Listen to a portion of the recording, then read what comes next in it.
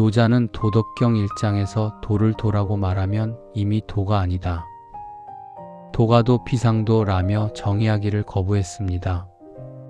그런데 오늘 우리가 함께 읽을 제21장에 이르면 노자는 그 말할 수 없는 도의 속성을 아주 구체적이고 감각적인 언어로 묘사하기 시작합니다.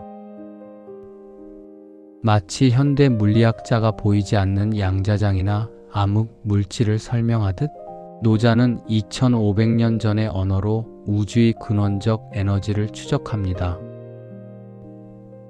오늘 이 시간을 통해 우리는 잡히지 않는 도가 어떻게 우리 삶의 실질적인 덕이 되는지 그 신비로운 원리를 파헤쳐 보겠습니다.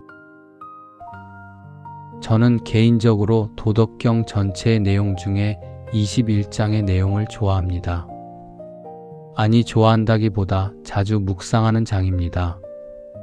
도덕경 21장을 읽다 보면 성경의 창세기 전의 세계, 즉 하나님께서 세상을 창조하시기 전에는 어떤 모습이었을까를 유추해 볼 수 있게 합니다.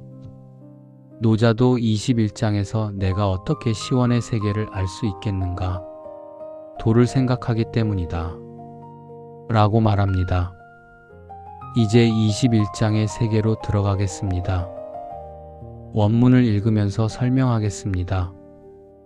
공덕지용은 유도시종이나 큰 덕의 모습은 오로지 도를 따르는 데서 나온다.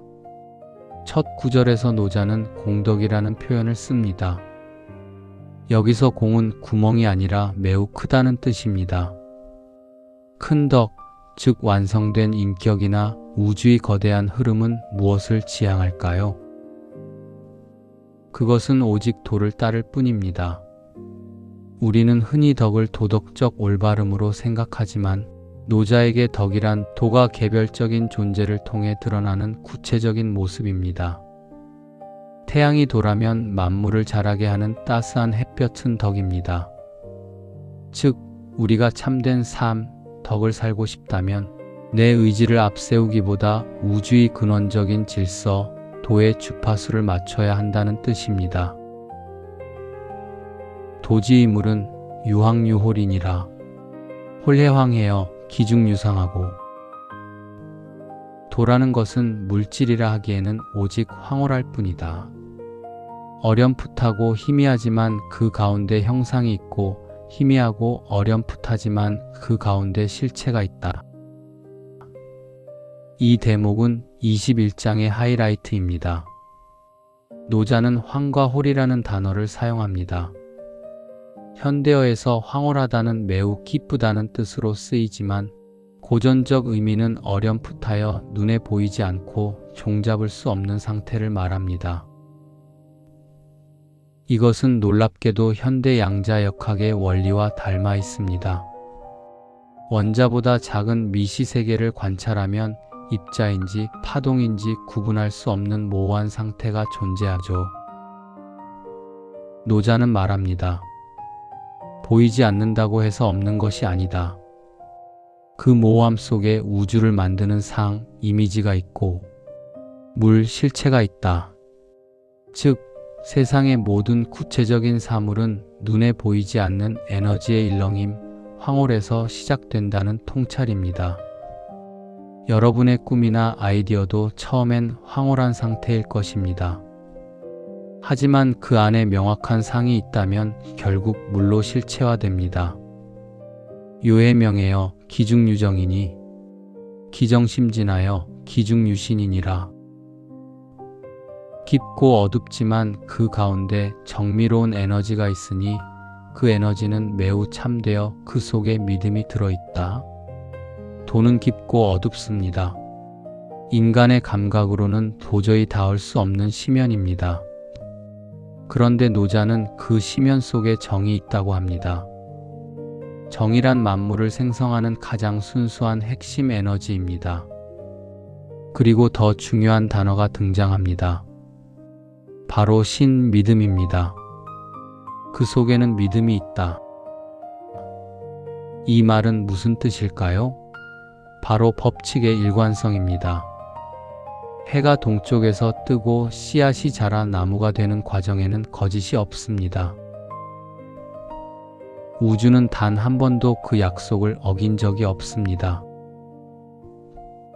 돈은 눈에 보이지 않지만 그 작용만큼은 세상 그 무엇보다 확실하고 믿음직하다는 선언입니다. 다음 구절입니다. 자고국금에 기명불거하여 이열중보하나니 오하이지 중보지상제야 이찬이라.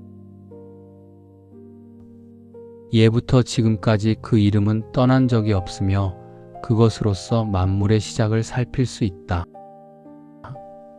내가 어떻게 만물 시원의 모양을 아는가? 바로 이 도를 통해서이다. 인간의 제국은 무너지고 영웅의 이름은 잊혀집니다. 하지만 도라는 이름, 즉 우주의 근본 원리는 태초부터 지금까지 단 한순간도 사라진 적이 없습니다. 노자는 중보, 즉 만물의 시작과 그 근원을 이 도를 통해 통찰한다고 고백합니다. 우리가 복잡한 세상을 살아가면서 길을 잃는 이유는 눈앞의 현상만 보기 때문입니다. 노자는 우리에게 그 현상의 배후에 있는 불변의 원리를 보라고 권합니다. 유행은 변해도 인간의 본질은 변하지 않듯 파도는 쳐도 바다의 깊음은 그대로이듯 말입니다. 오늘 우리는 도덕경 21장을 통해 보이지 않는 도의 실체를 만났습니다. 이 짧은 장이 우리에게 주는 메시지는 명확합니다. 모호함을 두려워하지 마십시오. 당신의 미래가 황홀하게 느껴진다면 그것은 당신이 창조의 근원에 가까이 있다는 증거입니다.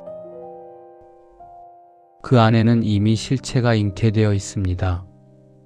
삶의 신을 믿으십시오. 자연이 어김없이 순환하듯 여러분이 뿌린 정성은 우주의 법칙에 따라 반드시 결과를 맺습니다. 근본으로 돌아가십시오. 세상이 소란스러울수록 변하지 않는 가치와 원리에 집중하십시오. 그것이 바로 공덕의 삶입니다. 노자는 2차, 즉 도로서 모든 것을 안다고 했습니다. 여러분의 삶을 지탱하는 이것은 무엇입니까? 오늘 하루 눈에 보이는 화려함 뒤에 숨은 고요한 도의 흐름을 느껴보시길 바랍니다.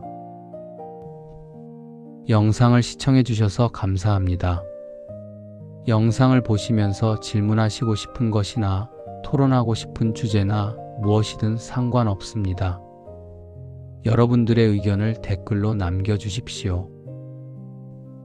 3분 책갈피는 항상 여러분들의 의견을 귀 기울여 듣고 있습니다. 감사합니다.